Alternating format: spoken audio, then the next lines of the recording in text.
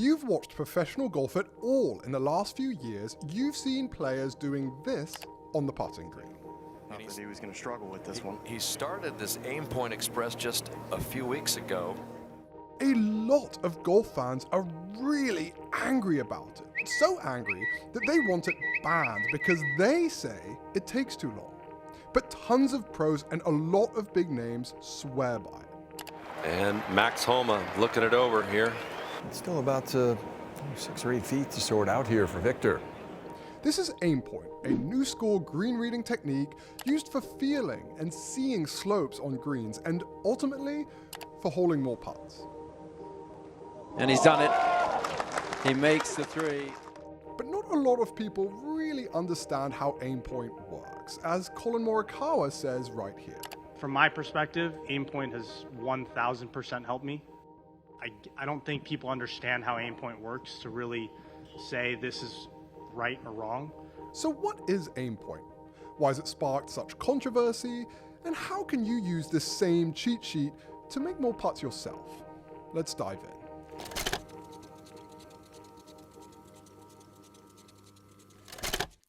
Golf has been played for over 500 years, and for most of the time, golfers have read greens like this, crouching down behind the ball and using their eyes to survey the putting surface and look for little slopes. For a while, golfers started plumb bombing, which is when you hold your putter up like this and see which way it tilts. But that was kind of a fad, and when Dave Pelz released the Dave Pelz Putting Bible in 2000 disproving the effectiveness of plumb bombing, it kind of just disappeared altogether. But around this time, golfers started getting really interested in more mathematical approaches to putting.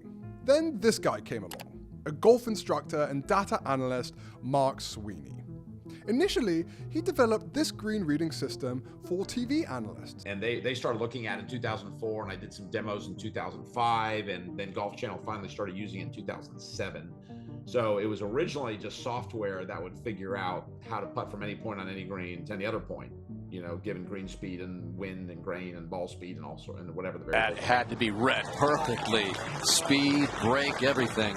This system proved so accurate that players themselves started using it. He called it Aimpoint and began teaching it to golfers, and then began teaching it to their caddies too. Green reading can be a little complicated, but for the purposes of this video, I'll try to explain it in 90 seconds. Okay, here it goes. Start the clock. So slope is measured in degrees. 0 degrees is flat, and if a hole is cut on anything more than a 4-degree slope, it's considered an illegal pin. For example, this line has a 0% slope, and this one has 1% of slope. If I didn't show you which one was which, you'd have a hard time telling them apart. But slopes are way easier to feel because our brains are hardwired to not trip over stuff. So if you stood on the 1% slope, you could tell almost instantly that it wasn't level.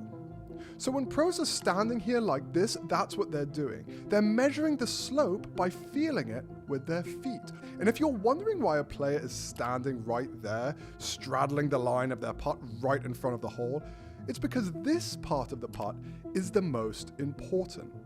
The ball is moving slowest here, so the slope, it has the biggest effect on it. Players literally train themselves to get really good at feeling different slopes, sensing whether a slope is 1, 2, 3, or 4%. Once they decide and feel confident in their read, they can begin to assign a start line, or an aim point for their putt. That's when they use their fingers to decide the point where to aim. They hold the hand up, and if it's a 1% slope, they put one side of their finger on the hole and aim for the point on the other side of their finger. If it's a 2% slope, they do the same thing, but they hold up 2 fingers. 3 fingers if it's a 3% slope, and so on. And that's pretty much it. Stop the clock. Okay, congratulations. You just learned about 2 hours of Aimpoint training in about 90 seconds. And if you're wondering why this is so important, it's because measuring slope isn't an art form. It's a science. It's physics. I can tell you exactly how a ball is going to roll along a slope as long as I have 4 pieces of pretty basic information. I need to know what the object is, which in this case is the golf ball. I need to know the speed of the greens, which the tour announces before every single round. Let's say the greens are rolling at 12 on the stimp meter in this example. I need to know the speed and distance that the golf ball is traveling. Let's say I have a 10-foot putt. And the last thing I need is the slope. If this putt is on a 1% slope, then I know it's going to break 7 inches. If it's a 1.5 degrees of slope, now this putt is going to break almost 10 inches, almost a full cup more. So it's really important that I guess the slope correctly, because if I get that right, then I know exactly what this putt is going to do to within millimeters. That's why the tour has been banning things that literally tell you the degrees of slope, like levels and green reading books. But this feeling it with your feet method is fair game, and so Aimpoint survives. Most pros use a hybrid of Aimpoint, like some use their feet to gauge the slope, but don't use their fingers to aim. Ultimately, the general system helps them guess the slope more accurately, which is why a majority of professional golfers use it, including Keegan Bradley, who talked about it right here in 2023.